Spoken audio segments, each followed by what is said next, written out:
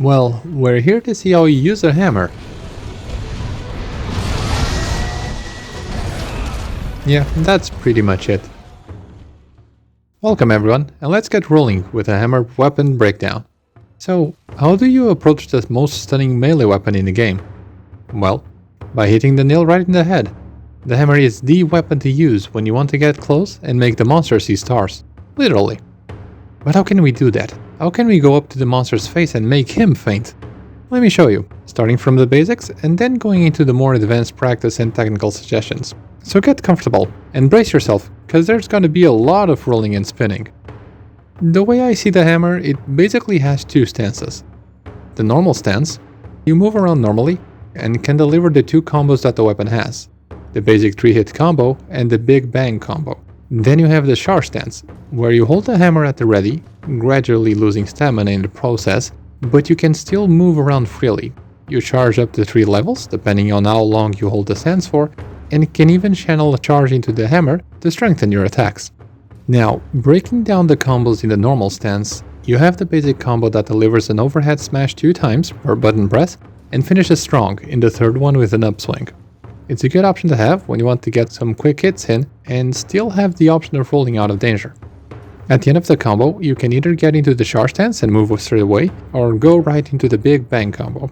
Although the transition into the combo isn't smooth enough to make it very viable, in my opinion. Speaking of the big bang combo, this is a 4-input combo that does increasing damage with every hit, up to the big bang finisher. It's a slower but more powerful combo than the basic one. You should use each depending on what you need, be it quick but less impactful hits, or slower but more powerful attacks.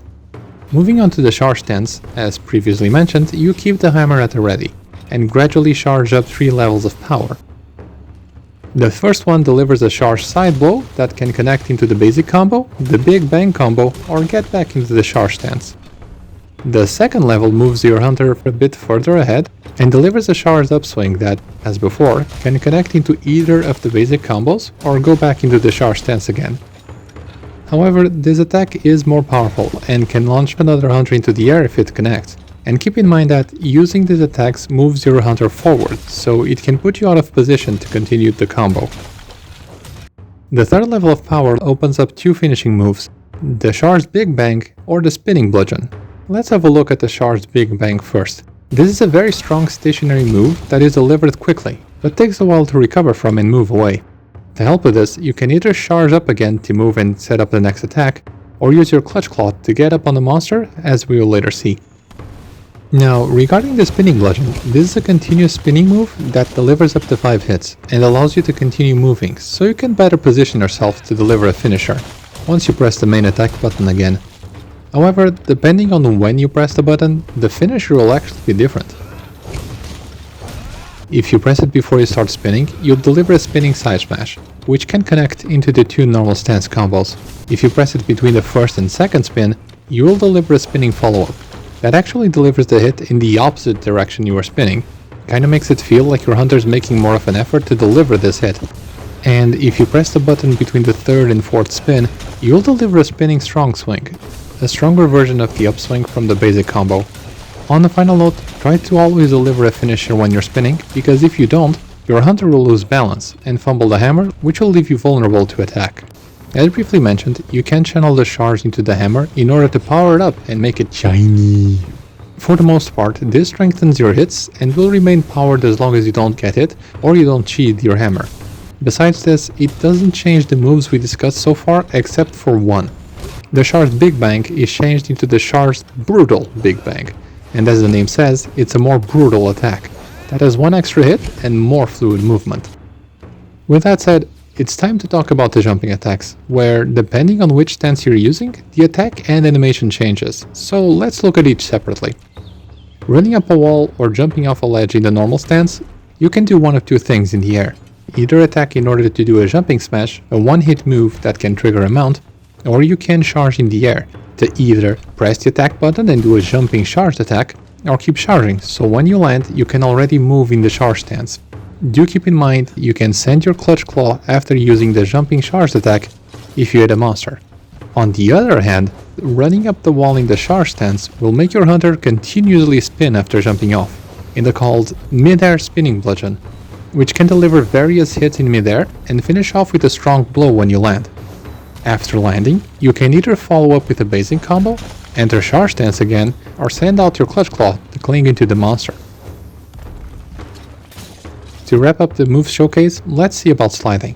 When sliding in normal stance, you can press the attack button to jump and do a jumping charge attack, or you can jump off by pressing the dodge button and follow up with a jumping smash.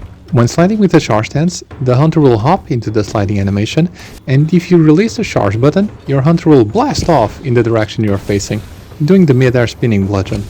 If you press the dodge button while sliding, in the charge stance, you will do a small jump and can press the attack button for a jumping charge attack, or just press the attack button while you're sliding, and you'll do the jumping charge attack as well. The difference is that jumping first can cover a bit more distance. Well, I think that's enough on the moves. Let's roll into more fun stuff. So the main draw on the hammer is that every single blow to the monster's head does stun damage, which can create great openings to dish out a ton of damage, be it by you or your hunting team, or just give you a much needed breather during an intense fight.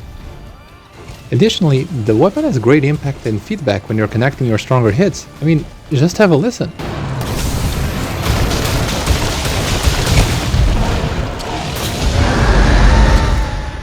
Now don't tell me you don't want to pick it up and have a few swings.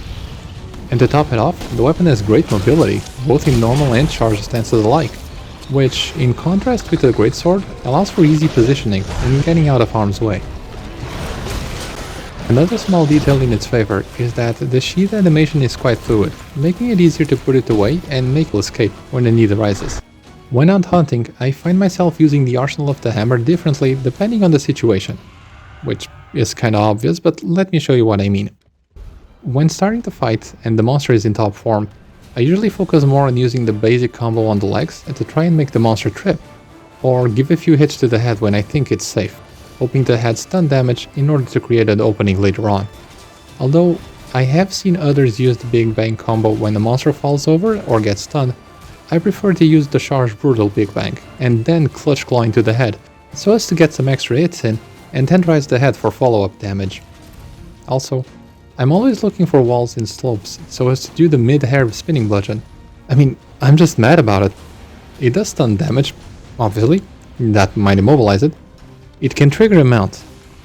It makes it harder for the monster to hit you, since usually monster attacks are directed at the ground itself. And to even top it off, you can follow up with a clutch claw into the monster, so you can see yourself continuously spinning towards him and weaken the part you hit to make even more damage. Huh. Now that I think on it, I mentioned the clutch claw follow-up, but I don't think I've showed you enough of how much I use it. So here's some clips of me using it.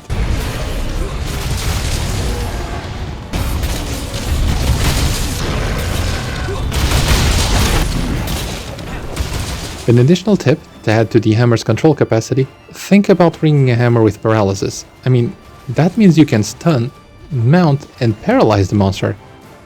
You couldn't control the monster more if you wanted to. A fast, fluid, hard-hitting weapon that knocks your opponents out cold. What's not to like? Well, unfortunately, every weapon has flaws, and the hammer is no exception. Although it has great maneuverability, there are times where dodging isn't enough, and blocking would really save you. But the weapon just doesn't have it. So, for monsters you're not accustomed to, or if you overcommit on attacking, there will be situations you just can't get out of. Another aspect to watch out for is when you're locked in an attack animation and can't dodge if you need to, especially in the Big Bang combo or the spinning bludgeon. As you're performing these attacks, you can't cancel out of them with a dodge, and these are slow to execute, which leaves you wide open. So I recommend only using them when the monster is controlled or when it's attacking something else. Finally, don't forget about the stamina consumption when in charge stance. Although it doesn't drain stamina as much as the dual blade demon mode does, it does lower it, and if you take too long to execute the move you're planning to do, you can find yourself in a tight spot with no way out. With that said, this is when I'll get a bit on detail on what passives I think you should bring with you when you're using the hammer, but I'll mention different passives for different aspects of the weapon, so use what fits your playstyle best. To start off on the topic, the slugger is a must-have for the hammer. I mean, it is the stun weapon, so if you're not taking advantage of the extra stun power that the slugger brings to the hammer, well... just do it! What he said. Ideally push it to level 5, if you can unlock it. Now to complement this, attack boost skills and the expert skills are good options for those who are focused on the DPS. Since the hammer has high damage output when it hits, increasing its overall damage is a good option to make your numbers rise even higher. Expert works well with a critical boost too, just so you can make the criticals even more worth it. Alternatively, for my own personal style of play, I prefer to put Tenderizer on since I keep clinging onto the monster with a clutch claw and end up wounding various parts during the hunt, so as to increase the damage I do on those parts later on. Looking more on the defensive side, Evade Extender and Evade Window Shams are good options to have on hand, since the only option you have to escape is a well-placed dodge, so focusing on that might help you avoid a deadly blow. Consider bringing some stun resistance with you. After all, you're here to stun the monster, not get stunned yourself. And that's it for the hammer. I hope you enjoyed this guide and learned something here. Following this one, I think I'll move into the doot doot hunting horn. So subscribe and stay tuned for when it's out. As always, please let me know what you enjoyed or didn't enjoy, your suggestions, or what else you'd like to see in the comments. This has been Sekot, and I hope to see you in the next one. Until then, good hunting!